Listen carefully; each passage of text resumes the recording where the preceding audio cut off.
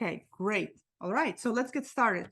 I'm not going to introduce you because I feel like you bear no need for introduction. And if people don't know who you are, there'll be information in the info and then they can go and look you up. In my opinion, you are essential for anybody who dabbles in the card spirit for any reasons, because the way I describe you is you bust one thinking open and take it in a completely different direction. I'm already a fan of your work, of your books. They're essential to me.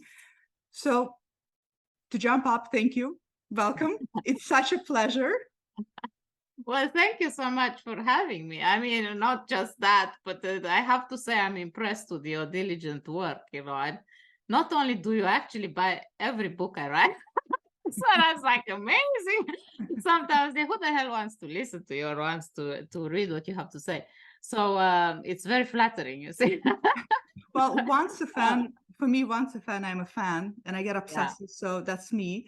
Yeah. But there's a reason to get obsessive about your work. And towards the end, I'll briefly talk about this because I started reading it, Okay. which is your latest work.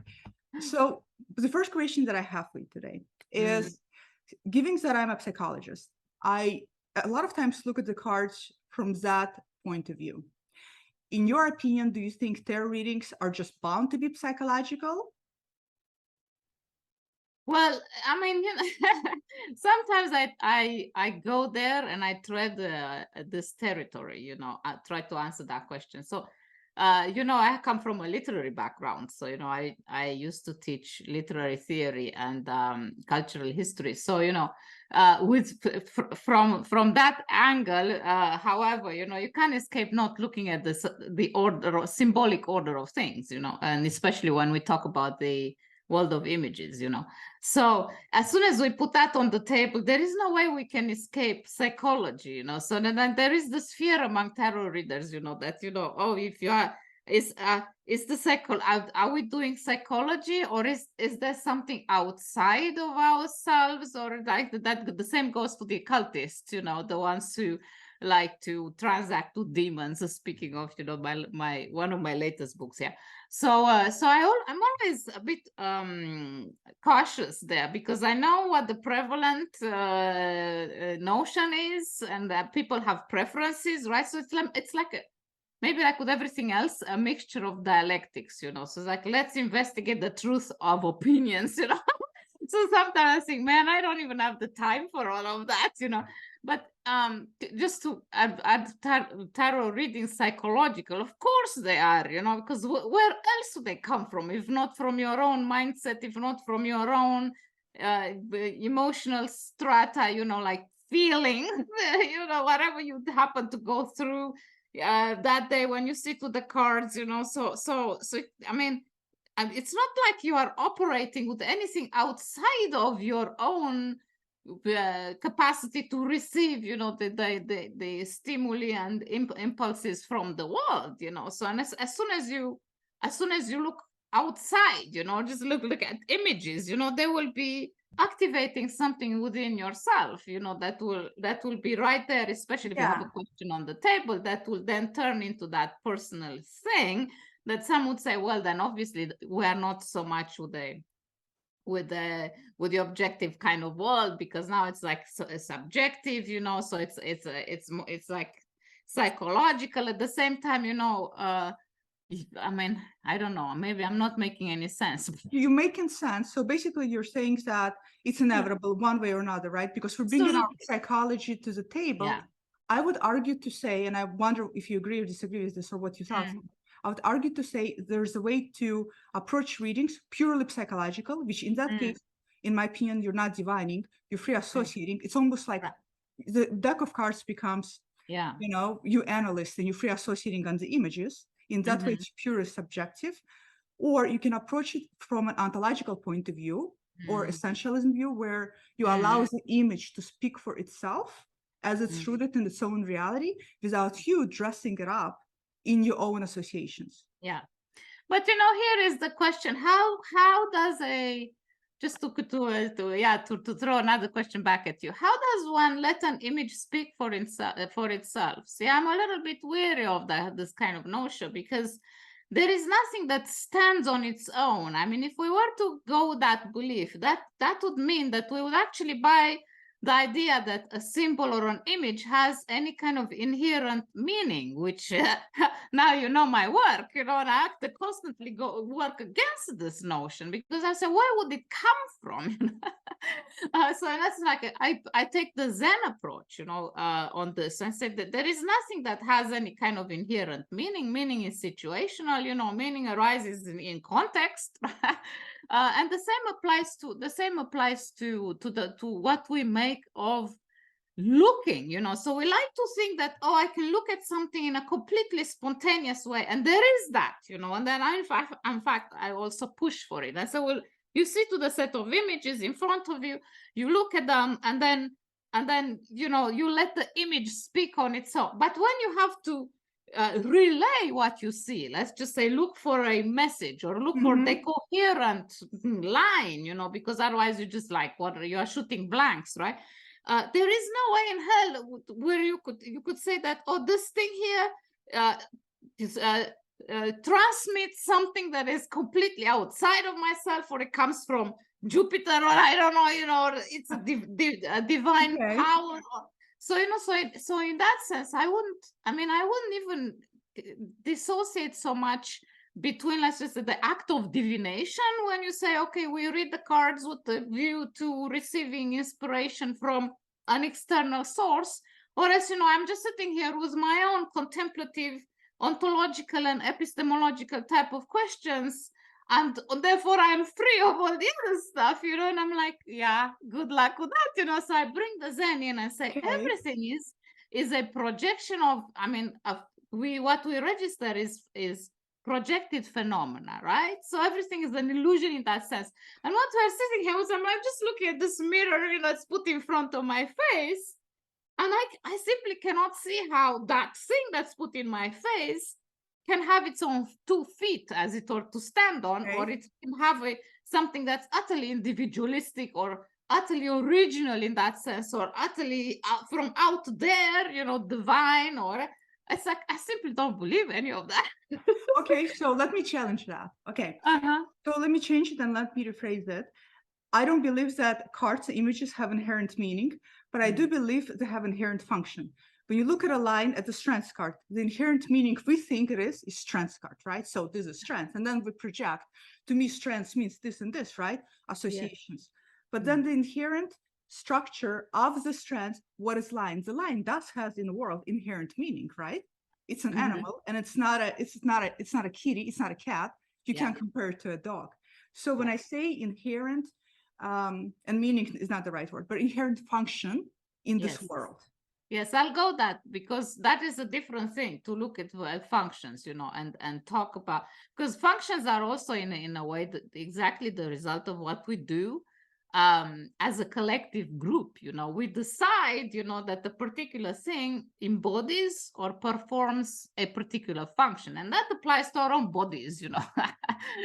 We can act, as it were, perform a particular identity, or we can perform a particular image. So we always talk functions. We don't talk about who we are, my own true self. It's like, I'm like, what that? I'm curious. However, I'm always willing to take that discussion, in the context of all those groups, particularly that are very much invested in the question of identity, in the question, for some it means a lot, what kind of race you are, or belong to, what kind of gender you are, or belong to, or want to, or envisage for yourself, that kind of difference. So I'm always curious about having this discussion. By the end of the day, I'm just like, listen, it's all a performance, So in order for me to get excited, what I want to hear about is actually the ways in which we push the theatrical in it. I want to hear about that. It's like, what kind of drama goes into it? Because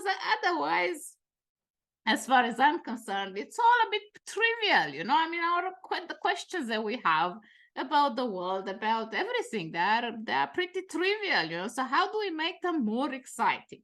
So as far as I'm concerned, in my work with the cards, when I put the cards down to ask a particular question, what I'm interested in is exactly that. How do I cross that line of triviality?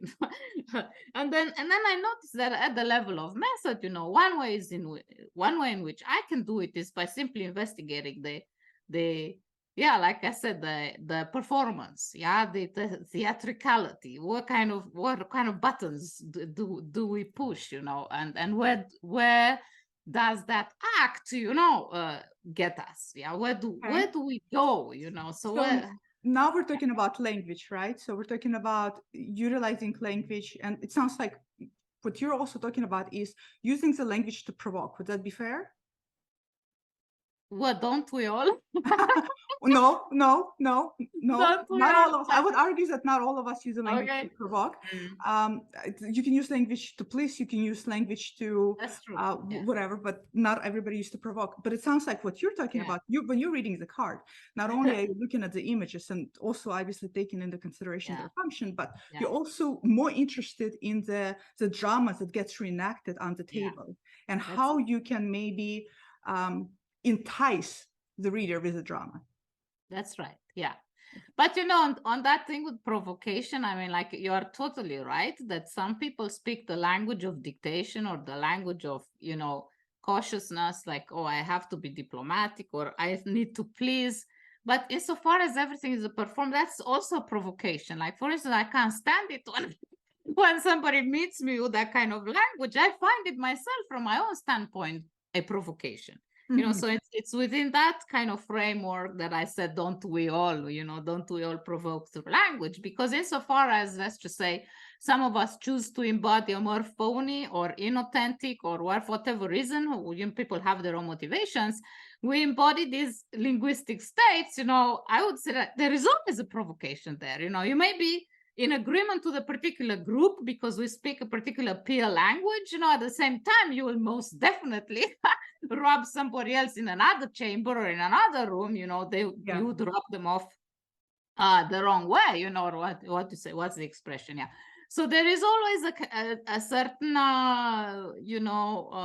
strand to language that will go against set expectations. So when we talk about, okay, what is it that differentiates us, then that becomes more interesting, because that's when we look at how people embody different or perform different embodiments, or different images. I would say, since we are with the world of images, I'm interested in that, so that what do we make of this or that idea?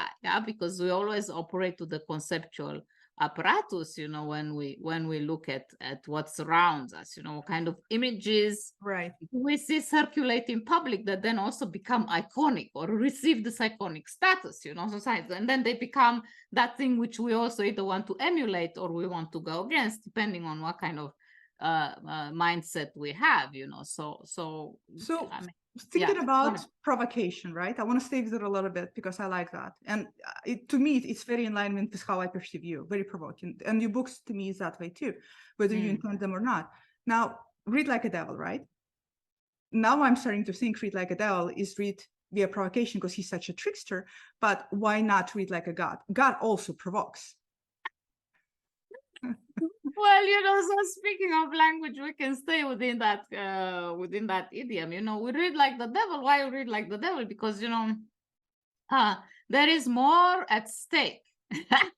When you read like the devil, there is more at stake. And what I mean by this is that, first of all, that very phrase is part of a particular convention. It's like we say that the devil reads the Bible in a particular way. There's a kind of backwards.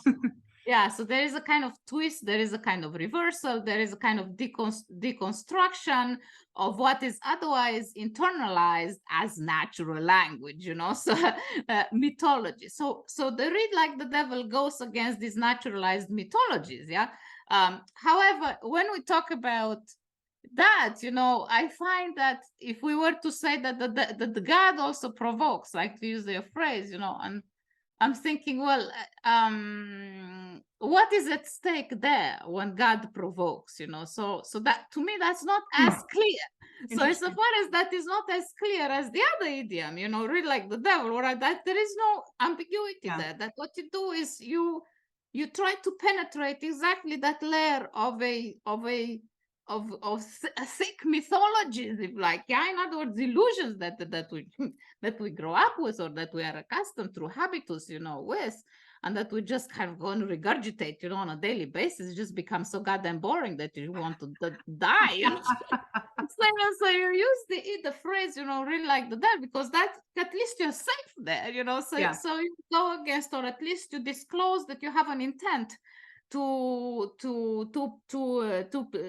the wool off that down, you know. It's like if somebody's pulling the wool over our eyes, you know, and then we want to try and part it, you know, part the veils. So what the devil does, or if we read like the devil, perhaps this is exactly what we are doing. We part the veils of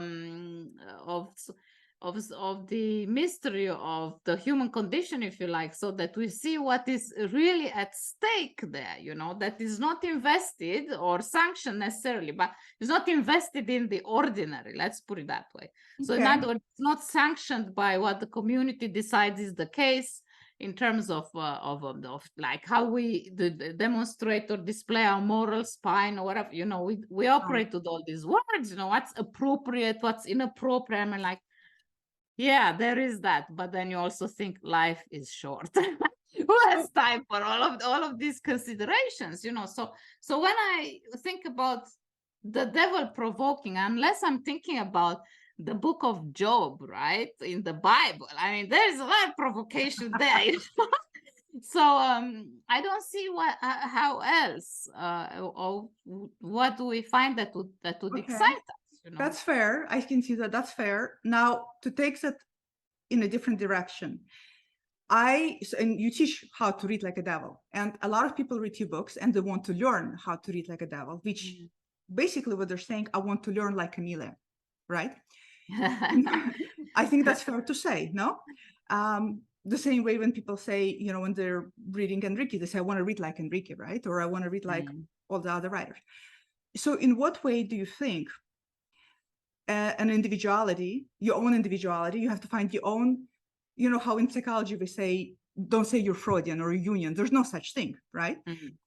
And for me, when I read, I don't read like a devil, but I read like a typical Ruski. You know, it's like a cold winter. I'm going to tell you it's a cold winter. I'll tell you how it is. And I'm going to tell you you're going to starve to death. And I'm not going to leave anything on the table, right? Yes. So to what extent do you think figuring out the individuality and finding our way of reading the cards is important? Or do you say that read like the devil, the provocation way of reading, is perhaps a way to emulate or to go? Yeah. Well, you know, I mean, this is an interesting, I mean, that who we find as a mentor, or who we find as an inspirational guide, to put it that way. So as you say, well, my tagline, let's put it, actually, this is something that Enrique pinned on me, you know, way back, you know. So Camelia reads like the devil. He started talking about my readings in those terms. And I thought, oh, what does that mean? So I started thinking about it, yeah. And I thought, well, fair enough. But you see, exactly when I entice people, let's just go with that new narrative. Let's call it the new narrative. Read like the devil. What I entice people to do is exactly that. Read like the devil. Don't read like me. There is no way in hell you're going to read like me. And the reason for that is simply because, you know, we have different schoolings, we have different backgrounds, we have different ways of approaching the world, you know, like different ways of contemplating something, right? So there is no way in hell anybody can emulate or imitate ad verbatim or to the letter, you know, what I do. Of course, in terms of the style, you know, so like when I say stop dilly-dallying, stop waffling, that goes for myself also. I try to remind myself to stop waffling. You know? So, you know, so in terms of the approach, or in terms of the method, obviously there is something that people can find, you know, and then ride with, let's put it that way. Yeah. And then we could say there are style signatures that are similar. So say some people think that I read like Enrique, or Enrique reads like me, or at least, so I would say we have affinities. I mean, I still think that Enrique and I, while we have an affinity for reading the cards, we each do it our thing in a completely different way. I see it two very different. Yeah. Yeah. So I don't think that what what I do is the same thing as what Enrique does, and vice versa. You know, I would probably to also horrify him to it. So these things to compare. I mean, this need to compare somewhere. You know, I don't even know where it comes from, but I understand that as a new beginner, you know, one would feel safer if one would have that kind of comparing buffer. You know, it's like, oh, I need to know what position I can adopt. So obviously I need to look at this person and that person and the third and the fourth. And you can do that, and we all do that, you know. And when I started writing, I mean, I've been doing a lot of divination long before, you know, and even as part of my academic life, you know, I researched into how we produce spiritual text, you know, and that the research into the tarot came under that interest, you know, so fell under that interest. So, you know, so we yeah, what, you know, so we know we will invariably through the work that we perform or we do, we start looking, okay, that group does that thing and this group does this other thing. So when I started writing about the tarot, so the more approachable way to appeal to the readers, not academics so much, you know, I definitely adopted a position, you know, and then I thought, I don't know what the other groups are doing. Then I thought like, and with my Zen practice, you know, I was also like, not this, not that, you know. So I went against all this notion that the card should absolutely mean something, that we have a tarot vocabulary, that we throw at one another, that there are archetypes, and that, oh, lo and behold, if only I could also be like the Empress, or I could also, yes, I see myself, this whole notion of identification, you know, like me too, I'm also like that, or I also want to so this notion of going or giving into your desire to identify with a particular image, I mean, all of that, they gave me the headache, you know, and I thought, man, is there anything that's more boring than okay, you know? Yeah, so I a little bit, please. I want to I distanced, my point is that I distanced myself from all that discourse. So insofar as I distanced myself from all that, then I carved my own space, or I said, okay, so if you don't do that, what do you do? And then I had to figure it out, or you know, then I simply just sat down and I said, okay, I do this, right? And that is what became Camelia Elias, read like the devil style of reading cards. You know? So of course you acquire, to answer your question, you acquire an individual voice by comparison, or by looking at what others are doing, adopting a position, you know. But at the end of the day, I mean, I don't know, like, what exactly is it that we do? Because if we have to function as role models for others, I would say forget it. I mean, and we're never gonna read like others. We will always read like ourselves. Yeah, it's interesting because you brought up self-identification, which is interesting to me, and I feel that especially today, we're so stuck in our narcissistic bubble. Everything is about me, and everything is symbolic, and everything, you know, like I got your book, and before I opened, cut my finger, right? And then I was like, of course. And then I caught myself thinking, but why of course? You cut your finger, you know? It's not everything is about you, and not everything is synchronicity. You just happen to cut your finger. Exactly. When people read the cards, I see that self over identification, right? I'm like an empress, or today I'm going to be victorious like an emperor, conquer my world, right? In which way do you think it's helpful for people to withdraw themselves? I know it's impossible to 100% withdraw themselves, but what do you think helps to withdraw that self-identification with the cards and just forget that it's not always about you? Yeah, well, you know, when I use the cards for concrete advice, so speaking of identification, so if I get, and I think I mentioned this in my books also, and other conversations like this, you know, so as people ask me about, you know, like that classical spread, you know, okay, 3 cards down for a situation, 1 card on top, do, 1 card at the bottom, don't. Yeah. So the various variations with various people claiming, what do you call, the invention of that spread. I mean, I don't even know who originated it. I think I've seen it in so many cultures that it's like, I don't even think you can say, yes, this one belongs to that person. But nonetheless, on that is said, so say you get a card of the Poppes on top, this high priestess, so, in the position of do this, right? So it's not negotiable, so it's not like do this and all, actually I have to think about it. No, that's not what you read the cards in, with cards in position, so that you can negotiate, so you just take it's like take it or leave it. So if I get the card of the Poppes, so that others identify with a particular discretion, you are not out there, conquering any world, or you're not there, ruling the world, baby, with the consort, the emperor, if you are the empress and all that. So you are your own woman, as it were, with your book in your lap, either reading it or writing it or thinking about it. So if you get do that, so okay, so you have just set a few options, if you look at the image level, so it's like, okay, there is a book here, I have the option to read it, to close it, to and then think about it, or to scribble in its margins, take some notes and further reflect with it. And so this doesn't involve, you and being in the world. Say that you that you are in a working context, and often I would read the cards for myself, when I work for the university, and then if there was something I hated, was all the interminable meetings, that just bullshit, right? So I would sit there and say, man, life is short. Do I have time for this crap? So I was speaking of that, wouldn't be a provocation for me, right? So I would always be like, oh, I wonder if I have an occasion to open my mouth and actually let everyone else know what I really feel, or go the diplomatic way.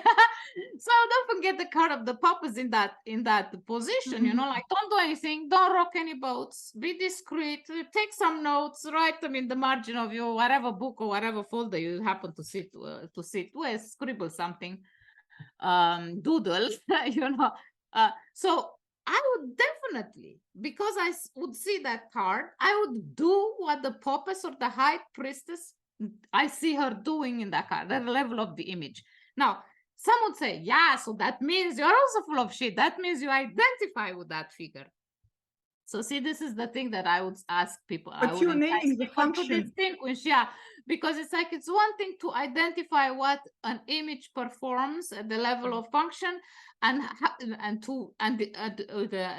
the choice you have is because I can identify what that figure does and say, I'm gonna do the same, and I can do the same without thinking that I am that, or that that I identify, or that thing is like a mirror image of me. Right. So I try to keep these two narratives apart, where I can take the cards' advice, let's put it that way, or what they suggest. Often I say, okay, or in my own writing, or when I talk to people about cards, I say, okay, it seems like the cards, if we want to believe, I don't have any beliefs myself, but I know that belief is a big thing for others. So I serve it to them if that is what they are more comfortable with. So I say, if you want to believe what the cards suggest here, then this is the situation. You can do this, this is the option, or this is the alternative window that you may not have thought about yesterday when we didn't look at the cards.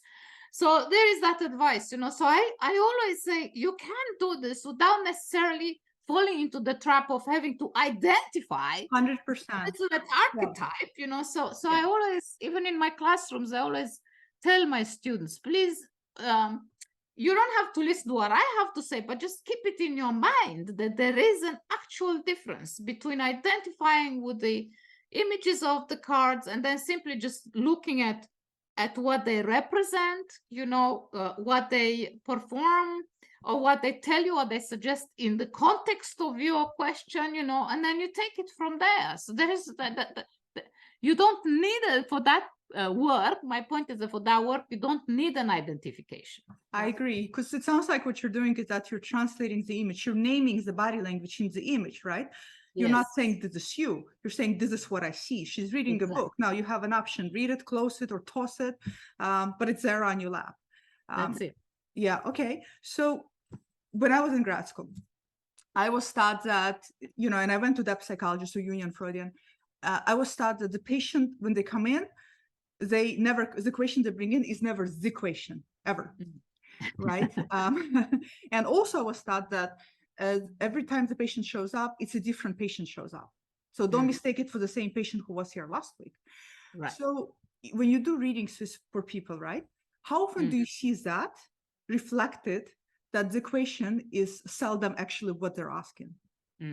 Oh, that happens very frequent. That's a very frequent. It's almost always. But I also noticed that there are differences, because if like the written language and then the face-to-face, right, there are two different things. So when I meet people face-to-face, interesting actually from my experience, I observe that they are more reluctant to put on your table what they really want to know. So often there is their eyes are averted. They don't want to face me directly. They look, sideways. And then they give, so it's very entertaining. And in that sense, I love to read face to face, because you notice all of these things. Body language. You like to observe things, you are the observant kind. So, so if I see that there is a lot of fidgeting that goes on, and then they put something on the table that doesn't match, that's incongruent with what they perform, then I ask them, because I don't want to come across conversely as a patronizing bitch, it's like, oh, I am the big boss of this, and therefore you have to, absolutely. So it's like, ultimately it's completely up to people whether they want to present me with the true self or the true question or something else. So it means I'm there to read their cards, so ultimately I'm not invested in their motivations at all. Right. But if I also get the feeling that the door is also open for me to walk through and actually, kindly suggest that maybe they want to drop that act and maybe they would like to rephrase and ask the thing that, or have a look at the cards for the thing that they really, really want to ask about. So if I see that there is an opening for that, then I go ahead and push for it. And the result often is like amazing, and people are often more open towards it. On occasion, I also encounter resistance or an immediate like, I'm about to be caught here with my pants down, and I'm not sure that I want this, So and that's fine. And then I just go with what people present me with, So it's true that there is a tendency, for people to actually not ask you the question that they really want. That's frequent. However, when I receive an email question, that's interesting, because it's almost as if it's like, okay, I don't see her cards, I don't feel threatened by her gaze. Oh, so it's more transparent. In email, it's straight to the point.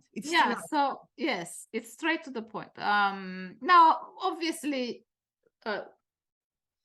sometimes people are not very clear in their heads as to which way they want to go, but that's not because they deliberately try to hide it from you, because they don't trust you or because they feel intimidated by you. So that, again, the reason for people not putting the real question on your table can be very much due to their own perception of you as the fortune teller, and there's nothing I can do about that, because I sit here, this is what I am, so it's like, take it or leave it. So we can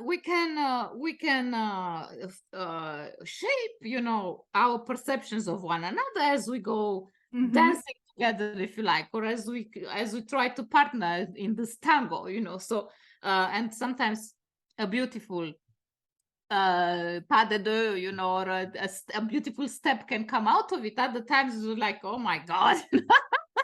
It's like the resistance, and you just have to take it from there.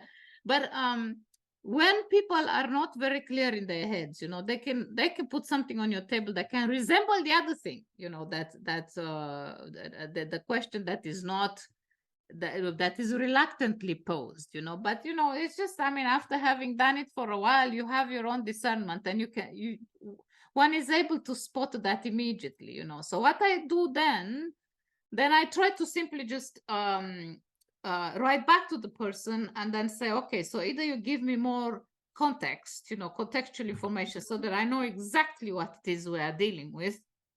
And then if they do that, then we can say, okay, so then the question is this, right? So I often also end up rephrasing the question for them, and they are grateful for that, because, you know, it's like they use my own clarity, you know, my own interpretive clarity, you know, to get something that's concrete, because, you know, as I teach, the more concrete the question, the more concrete the answer, you know. So the people can have muddled things in their heads, you know, so people can't think coherently, they can't think straight, and then they put on your table all sorts that is so general also that it's I mean, yeah, so there can be a number of questions, and with the general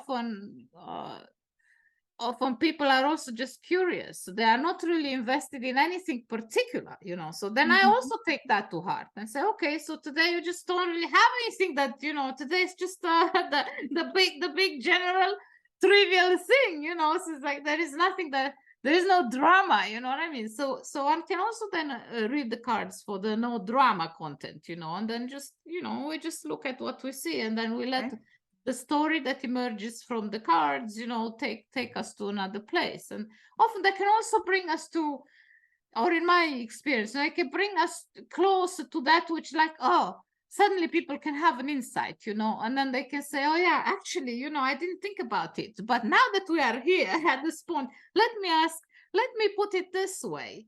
And then without pulling more cards from the deck, you know, or without engaging, I don't know what kind of other spreads, you know, could we also think of it in this? Because actually, now that I think of it, you know, people say, now that I think of it, I can see that in the card, and it's often prompted by the images themselves. I can see that what the cards are trying to tell me is that it relates to this other thing, and then there is a tangent.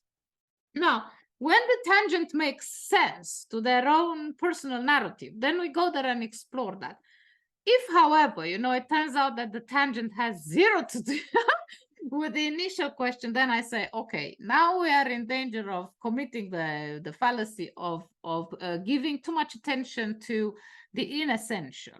And then what I do, you know, I try to pull them back, or I try to bring them back from wherever it is that they are now swerving, and then say, okay, let's go back to our focus. Let's go back to let's make a point. I like that. I think it's interesting because I agree. Until we make something known, it may not even bring up any insight. That's what I love about the cards, right? We make something known that maybe haven't even been there. Going back to the first part of this, where people who don't bring the question, which is the question, right? So they bring, let's say, bullshit question, right? It's not really some bullshit thing. Yeah. At what point do you think, and you can perhaps spot maybe by energy, by the cards, that, okay, this is not relevant to the bullshit question, something else is being asked.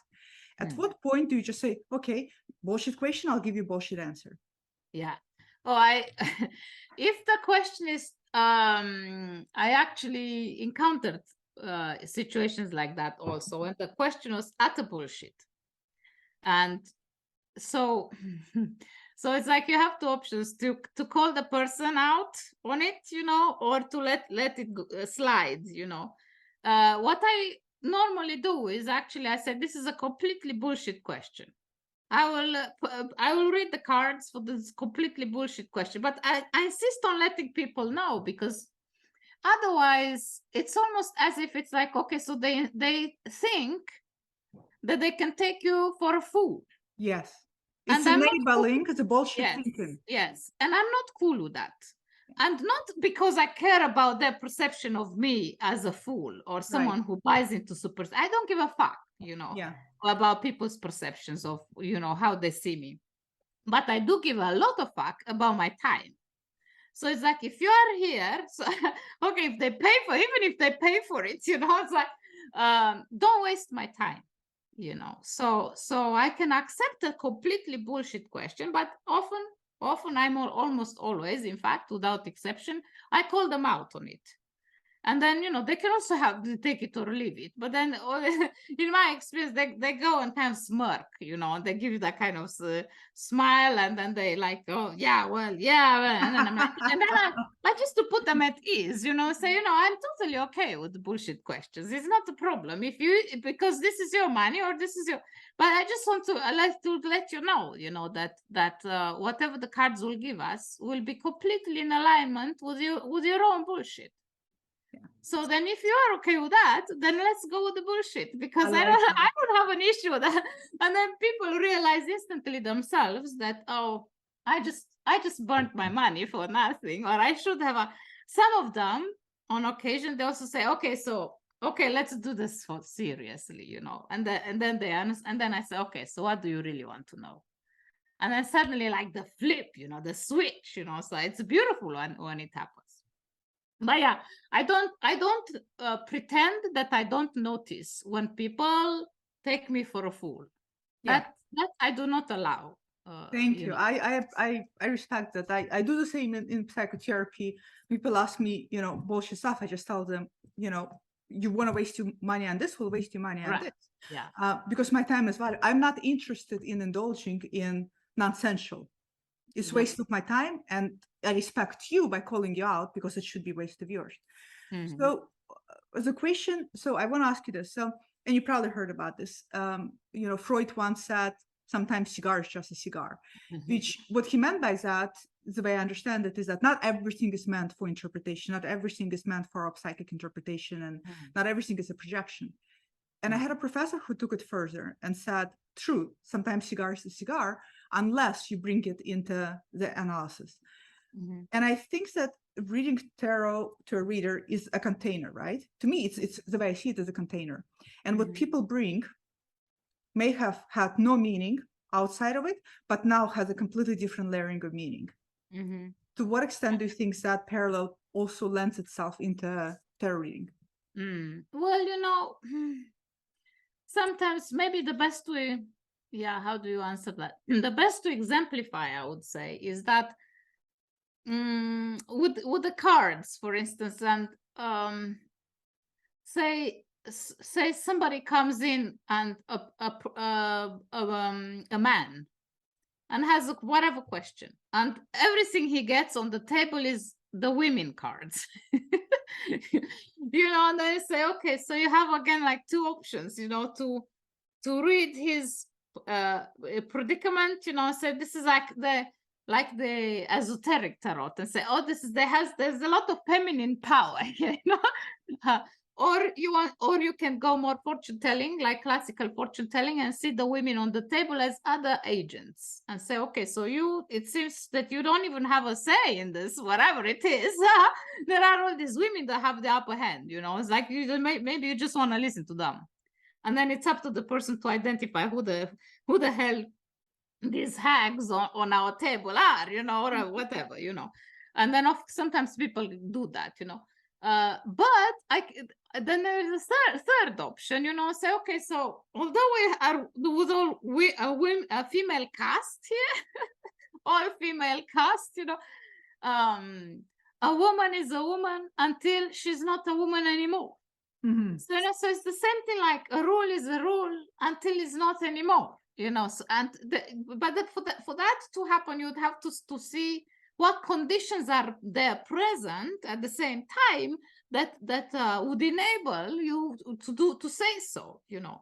So the cigar is the same thing. So I would say, well, a cigar is just a cigar, yeah, until it's something else, or until you bring it into a psychoanalysis, when you realize that, or into analysis, when you realize that the cigar now definitely is something else, you know. So not necessarily a projection, but still part of that thing, which you say, well, you know, So it's all here is the contextual. rule, yeah, here is the rule, or here is the empress, and this is the empress, but today the empress is not the empress.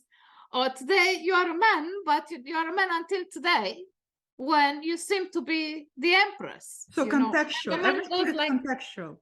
yeah. Right. So Exactly. cigar is just a cigar, and then within the context you bring to the table, it's taken on meaning within that context. Well, absolutely. I mean, exactly. I mean, and it's part of the same thing about that we say, like, we are surrounded by shared images, you know, and we identify them for what they are because there is a cultural context.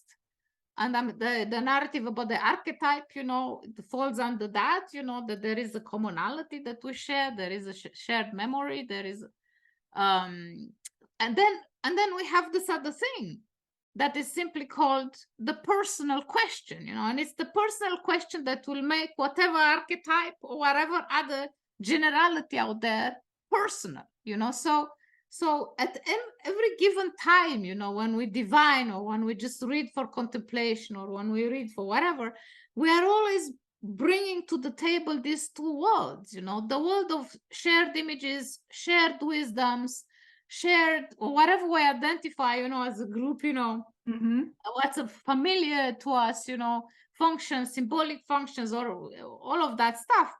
And then, you know, there is the personal, because you make it personal, because you have something on your mind, you have something on you, like your heart has just dropped, you know, or you have a heartache, you know, that is like, so I mean, you know, so suddenly those two worlds, or it's rather your question makes the general out there, the shared out there, you know, it makes it personal, you know. So it's in that context that I would say, or in that worldview, I would say that the cigar shifts its signified, you know, to the context, yeah. the question of the context, or the context of the question, is the anchor of the reading. And Absolutely. then, you know, the language and the discussion around the reading is the ship, but it's always anchored to the context of the question. Absolutely, yeah. I mean, without that, there is just there is just talk. There is just talk about. I call it mental masturbation. Without that, we just mental masturbation, right? And it's like anything and everything, and it's all relevant and irrelevant at the same time. Yeah. So I want to finish up on this. So this is your latest book, and this is actually, it's not my latest. Was the Cross or the Threats your latest book? One, but which one was the latest book?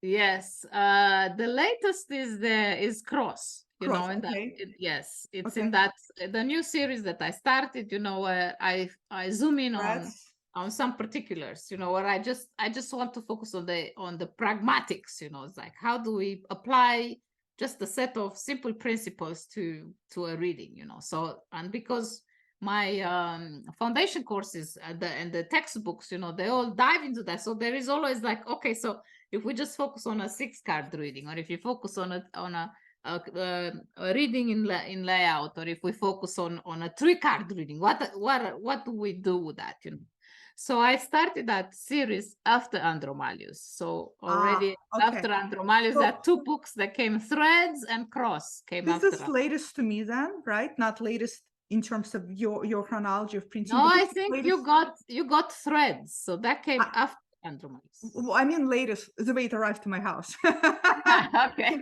So okay. Which I'm reading now. I love Threads, very much so.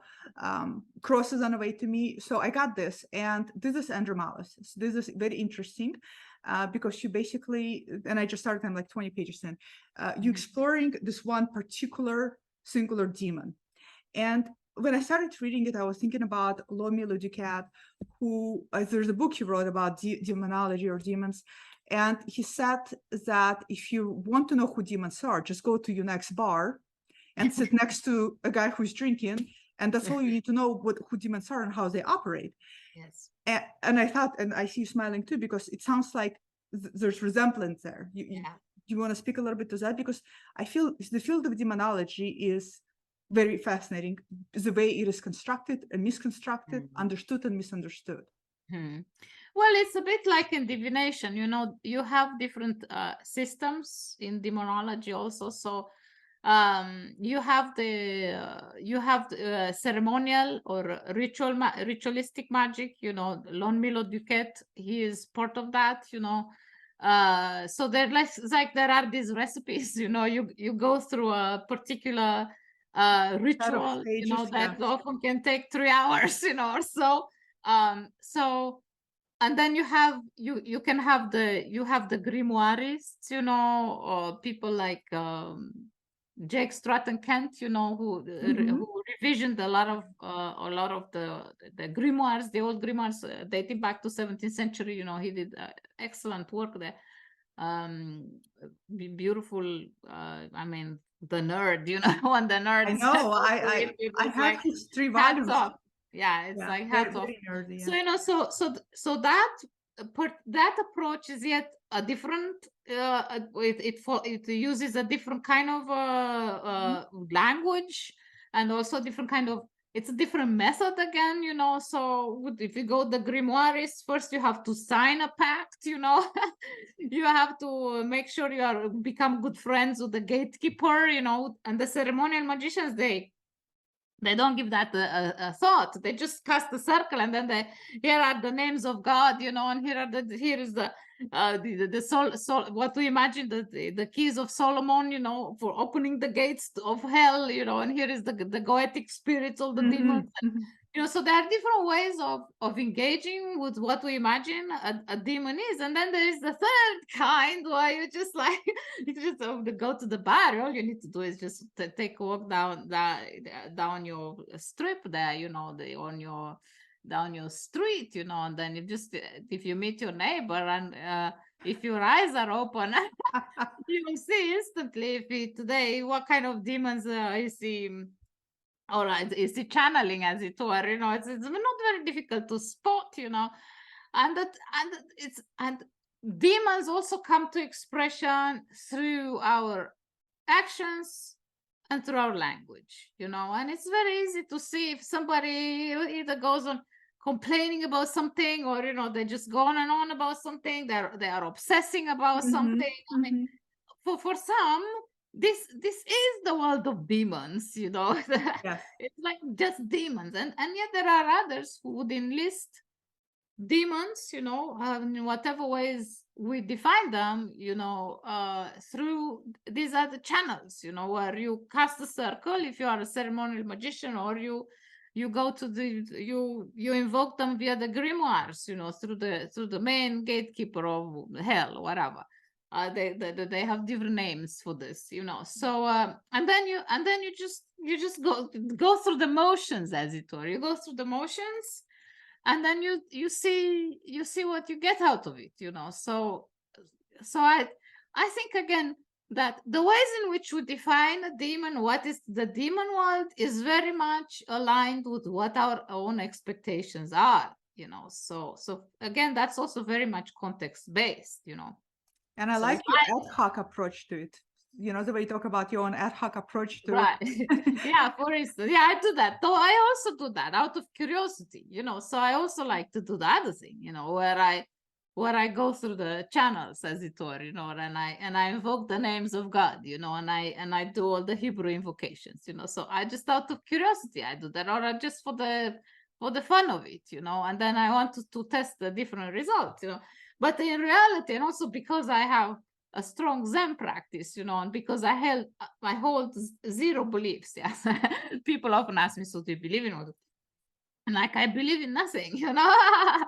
But I believe that we have rich imaginations, and that I believe that there is drama in the world, and that we perform differently, and we speak using different frequencies, you know. And sometimes and by that I mean simply that suddenly we are recognized that there is some affinity in place, you know, between ourselves and some other people, or ourselves and this plant maybe that's right here, you know. And I can easily find myself talking to the plant, you know, and then people say, "Oh yeah, she's like," or you know. So although I'm not a plant person, I'm more like a book person, yeah. So, but it can happen, you know. So you just have an appreciation of the things that surround you, on a daily basis. And you can make your approach to what you see that surrounds you either very formal, it's like, okay, today I'm going to have a serious conversation with this plant, and then you can cast a circle, and you can invoke the name of God, and you can do a 3 or 4 appropriate psalms from the Bible or whatever. If you are with the hoodoo, the African diaspora heritage, the voodoo, whatever. I mean, all of it is fascinating, So what I myself believe is that this is what makes our life more exciting, So because we always have it within our reach, the possibility to make our observing the world as formal or informal as we want, right. So where it goes wrong is when we start identifying precisely, like with this, and then we become dead serious occultists, and like I have a rather distaste for for a dead serious tarotist, like it's only like this, and I'm like, to both groups, and I already said it loudly, fuck off and die. Like, why don't you just, I don't have time for this. So but when that is said, if we can maintain that neutrality, if you like, towards the things, I mean, what's it to it? Nothing at all, there's nothing to it. I love that, the playfulness. Yeah, exactly. Especially with imagination. Yeah, and then you just see if you feel like, the full ritual or whatever, then you just do that, and then you test the results and say, okay, so today I invoked Andromalius, through this channel or whatever, whoever you find is inspiring in terms of the offering their recipe of how you go about it, because who holds the keys to design? Nobody. Yeah, these are all just completely arbitrary inventions of people, it's like, and why I should believe what was in somebody's head 300 centuries or 300 years ago, or I don't know what kind of century we're talking about. I mean, why should that be interesting? So at the level of belief, at the level of investigating the fascinating idea behind it, that's a whole other discourse, and I'm interested in that much more than in what we cling to, actually that to me would be immediately a reason, to identify that very clinging with, oh, the demons are here, and I have only one approach, I don't negotiate with demons. I just send them straight to hell. I don't allow them to waste my time. So I don't even have this conversation. I like that a lot. I never resonated with high magic. I thought, I don't have time for that. All the steps and rituals, my God, I like down to the earth theory, get your hands dirty and go with it. And, that's it. Redirect as you go. To finish up, we're finishing up, as I promised you, time-wise. Quick selfish question. What are you working on next? Selfish? Why is that a selfish question? Well, next, I'm doing the 3rd little book in this series, the fine print editions, I call them, because they zoom in on a very particular method or technique, if you like. So I just finished a book that 118 pages is already at the printers on choices. So, I look at 6-card readings, that is, or rather, 3-card sets side by side, designating, in this case, say, for instance, 2 options, do I move to New York or do I move to Paris? People often sit with making this kind of choices, they have very clearly designated variables. And then, so we look at this 3 set of cards for that option, and then this other set of cards for the other option. So that is my next book, focuses on that. So now, of course, as with all my books, I like to take the reader from the simple, the seemingly deceptively simple, into the more complex. That stuff that suddenly, I hope anyway, comes across as surprising. And why surprising? Because actually, guess what? We are all caught there in that situation at one time or another. will say, oh man, did I encounter this situation, and suddenly a different level of complexity to it.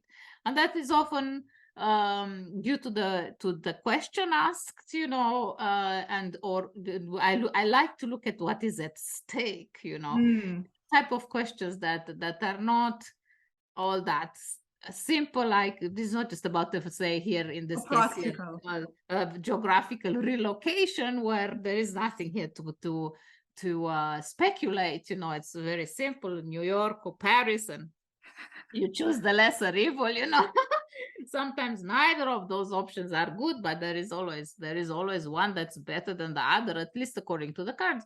And then since you don't have, insofar as you don't have access to anything else at the level of what we can know, and we can't make an educated guess about how things will turn out to be, then I totally love these predictive readings, because reading the cards is as good as anything else.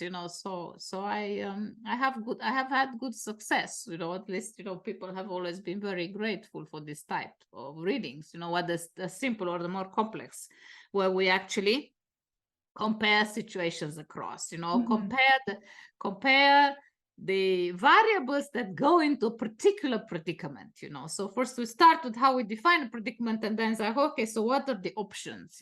And then it's very interesting to see what the cards, or how the cards contribute to enlightening us, to making sense of gaining the clarity, and say, actually, I think I'm much more clear now in terms of what the next step is. So it's so this is the third volume in this series, where we zoom in. As I said, the first one started with a 3-card reading. The second cross was about spreads, cross, about like spreads, cards in a cross, French cross, the French cross, the Celtic cross, the do and don't cross, those classical spreads. And then this one here focuses on 6-card readings. So comparative. I love that. I'm really looking forward to it. I think it goes without saying, this about yourself. You're definitely a very prolific writer. And your press in general, the people you select to publish, are all very interesting and depthful. So I can just only recommend for other people to read your books, because I like I said, they're instrumental, and I'm definitely a fan. So and I enjoy. Well, I have fun writing these books. So and then through my career, it was also very satisfying to hear that many people have found them useful. So that's excellent. But primarily I write them because I have fun. It should be. I have great fun. I have great fun. Thank you so much. Thank you for indulging me with your time. Absolutely. Well, thank you for having me, and thank you for your own great work that you're putting out there. So it's very enjoyable. So it's good to follow you as well. Thank you so much. Thank you.